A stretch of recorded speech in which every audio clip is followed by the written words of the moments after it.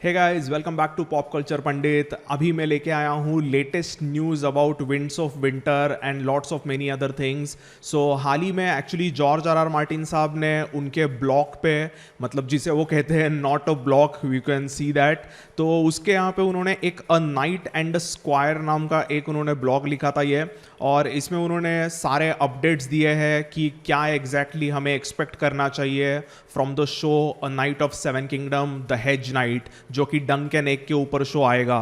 So let's go through that blog. उन्होंने क्या लिखा है, तो ये सभी लेटेस्ट न्यूज़ है। I am just gonna read out the blog with you and देखते हैं उन्होंने क्या क्या बताया है इसमें। So the news is all over the internet by now, ऐसा लिखा है पहले। ऑब्वियसली मतलब जो न्यूज़ मतलब डंकन एग के शो की जो न्यूज़ आई है, it's all over the internet. The announcement was made on 12th at Warner Media's big press event for the rollout and rebranding of their new streamer Max, coming your way on May 23rd. I was sworn to secrecy till then, but now that the word is out, I can go ahead and confirm it. Yes, it's true. There's another successor show on its way to you. Dunk and Egg are coming to HBO. So George साहब ने confirm कर दिया है that Dunk and Egg are actually coming to HBO. So the working title will be a knight of the seven kingdoms the hedge knight. So ये working title है, मतलब थोड़ा बहुत इसमें चेंज हो सकते हैं। Whether that will be the final title I can't say for sure, ऐसा उन्होंने लिखा है। Beyond saying that, no, it won't be called Tales of Duncan Egg or The Adventures of Duncan Egg or Duncan Egg or anything along those lines. Okay, so मतलब Georgie साहब नहीं चाहते कि वो जो भी टाइटल रहे उसमें डंकन एग हो, तो that will be very different. तो मतलब जॉर्जी साहब का हुक्म सलाखों पे। तो या so he doesn't want Duncan Egg title, मतलब जो भी एचबीओ का शो आएगा उसमें वो डंकन एग नहीं चाहते हैं। I love Dunk and I love Egg and I know that the fans refer to my novellas as the Duncan Egg stories, जो कि हम करते ही है, sure, but there are millions of people out there who do not know the stories and the title needs to intrigue to them. That is actually true. तो हम तो fans है डंकन एग के, और हम जैसे सारे थ्रोनजीज तो पता ही है हमें थ्रोनीज को कि डंकन एग की स्टोरीज काफ़ी इंटरेस्टिंग है।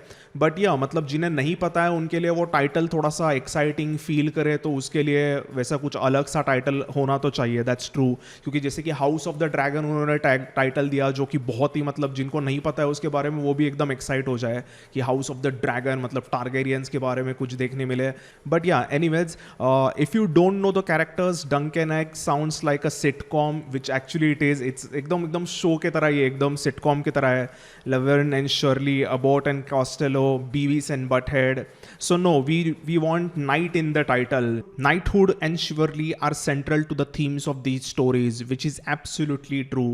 तो डंकन एग में से डंक जो रहता है वो नाइटहुड को बहुत ज़्यादा अप्रिशिएट करता है। उसके लिए नाइटहुड मतलब सब कुछ होता है, और उसके कैरेक्टर के थ्रू हमें पता चलता है कि उसके लिए नाइटहुड कितना मायने रखता है। और एक नाइटहुड एक एज अ पर्सन किसी को सर कहते हैं तो उससे क्या एक्सपेक्टेड है, एक नाइटहुड को कैसा बर्ताव करना चाहिए, एक नाइट को कैसे गरीबों की रक्षा करनी चाहिए, वीक लोगों की रक्षा करनी चाहिए, औरतों की सहायता करनी चाहिए। सो वो जो एक नेचर होता है वो शिवरली वह कहते हैं उसे, तो ऐसे एकदम शिवरलिस इन द नेचर रहना चाहिए नाइट को।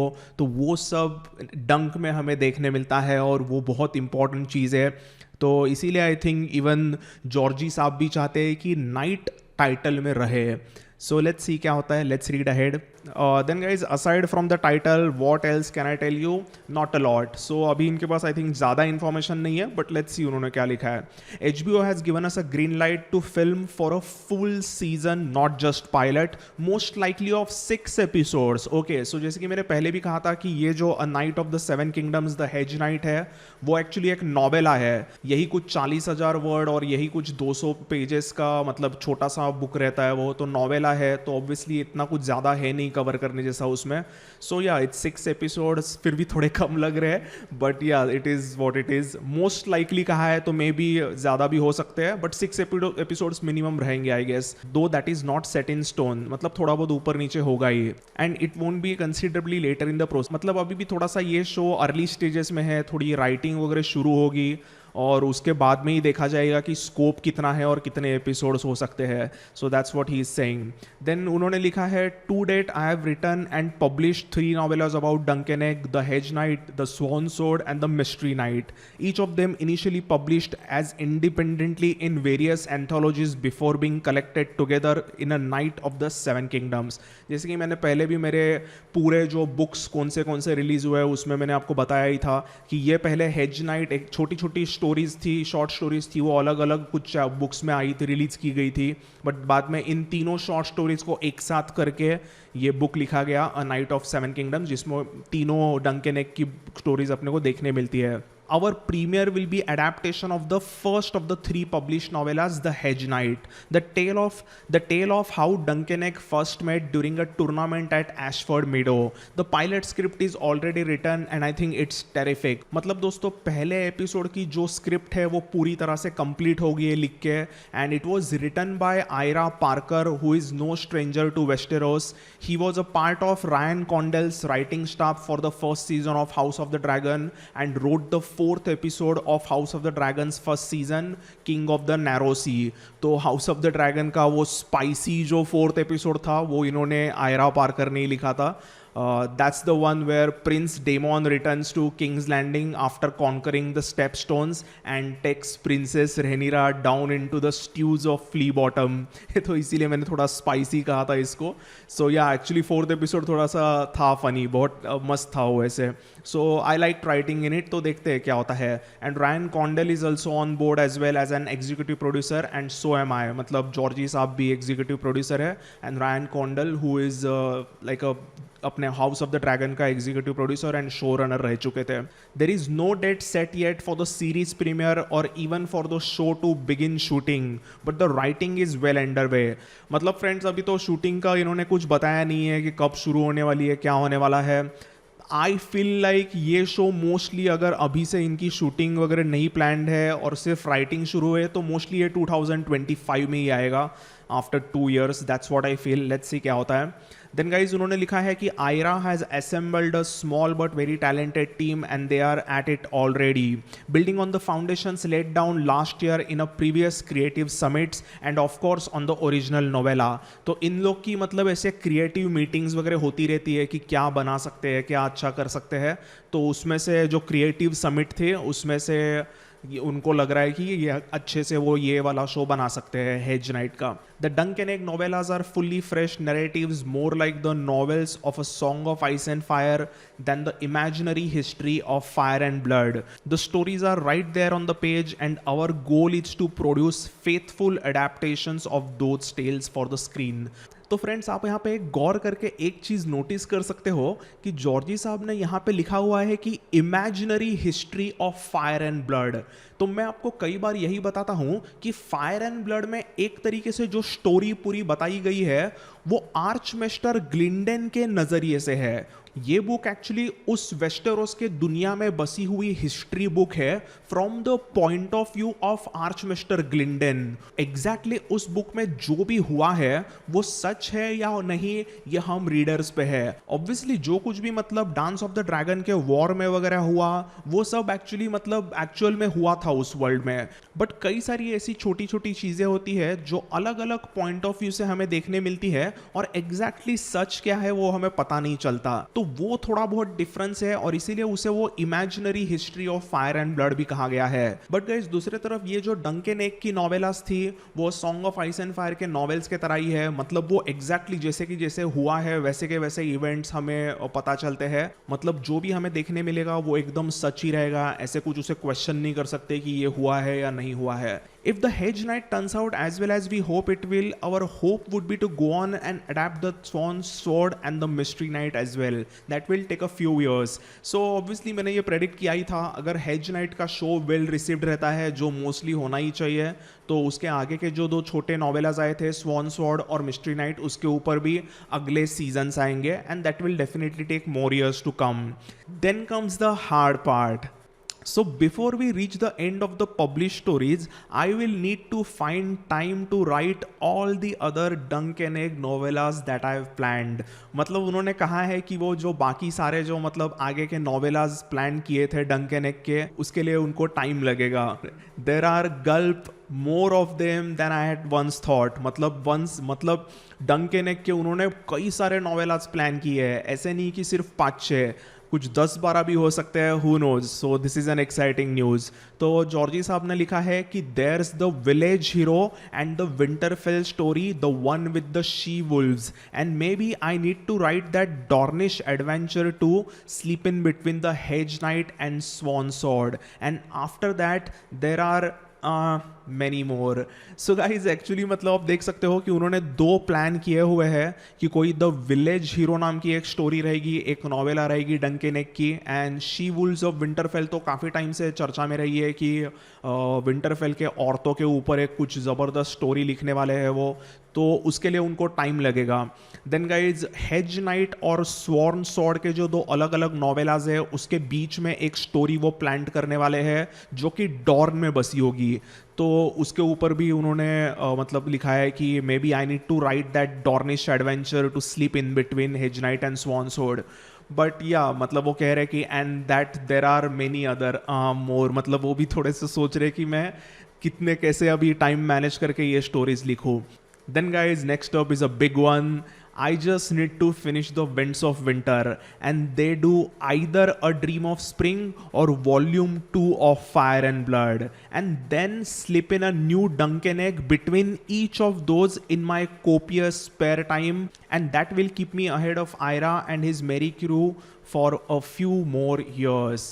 सो गाइज ये लास्ट का पढ़ के मैं थोड़ा सा कंफ्यूज्ड हूँ और थोड़ा सा डिसअपॉइंटेड हूँ, क्योंकि मुझे ऐसा लगता है कि जॉर्जी साहब थोड़ा सा टाइम जो है वो बराबर से प्रोजेक्ट्स में डिस्ट्रीब्यूट नहीं कर पा रहे हैं. वो खुद भी हमेशा से ही ऐसा लगता है कि वो थोड़े कंफ्यूज्ड है कि कौन से प्रोजेक्ट को क्या टाइम दे. बट ऑब्वियसली वो बहुत सीनियर है, उनमें मैं जज तो नहीं करूँगा उनको इन सब बातों में. बस मेरी ओपिनियन दे रहा हूँ कि जैसे कि अभी विंड्स ऑफ विंटर वो लिख रहे हैं ऑलमोस्ट 10-12 साल से, पता नहीं वो कहाँ तक पहुँची है. जैसे कि मैंने पहले भी कहा, अब तक तो विंड्स ऑफ विंटर के पहले के स्टोरी में जॉन स्नो तो अभी भी मरा पड़ा हुआ है, और कई सारे स्टोरीज एकदम आधी हुई है और एकदम इंटेंस पोजीशन पे आके ख़त्म हुआ था डांस ऑफ ड्रैगन्स. और आगे क्या होगा ये तो सभी मतलब हम लोग सोच रहे कब से आएगा बुक. तो इन्होंने सीधा लिखा है कि I just need to finish the Winds of Winter first, और ये मतलब अभी भी वो राइटिंग प्रोसेस में है. फिर उसके बाद में a dream of spring 7th book तो कब आएगा अभी वो भी भगवान जाने. और फिर वॉल्यूम 2 फायर एंड ब्लड का जो सेकंड पार्ट रहेगा वो भी कभी आएगा, जिसमें हमें मतलब पूरा अच्छी तरीके से पता चलेगा about you know the black fire rebellions और कई सारे अलग अलग जो आगे के किंग्स है, मेकर, बेलॉन द ब्लेसेड, और काफ़ी सारे अलग अलग टारगेरियन किंग्स के अच्छी से अपने को जो कहानी है वो फायर एंड ब्लड चैप्टर 2 में से, वॉल्यूम 2 में से हमें पता चलेगा. तो वो भी उनके दिमाग में है. देन अलग अलग डंक एंड एग के नॉवेलाज भी है. तो या ही इज़ क्लियरली सेइंग कि ये सब मुझे बिठाना है in my copious spare time. तो कैसे करेंगे उन्हें भी नहीं पता. तो गाइज इसके रिलेटेड मैं मेरी एक्चुअली एक ओपिनियन देना चाहूँगा which I really wanted to share with you guys. आप मुझे इसके बाद में बताना कि कमेंट्स में कि आपको क्या लगता है. तो मुझे ऐसा लगता है गाइज कि जॉर्जी साहब ने ऑनेस्टली अभी कुछ 2-3 ऐसे राइटर्स हायर करने चाहिए. अभी इतने सालों से वो इस इंडस्ट्री में है, ऑब्वियसली उनके बहुत ही बड़े बड़े कॉन्टैक्ट्स होंगे यहाँ वहाँ पे, तो वो जानते होंगे कि उनके आर्ट को, उनके स्टोरी को, उनके दुनिया को कौन अच्छी तरीके से समझता है.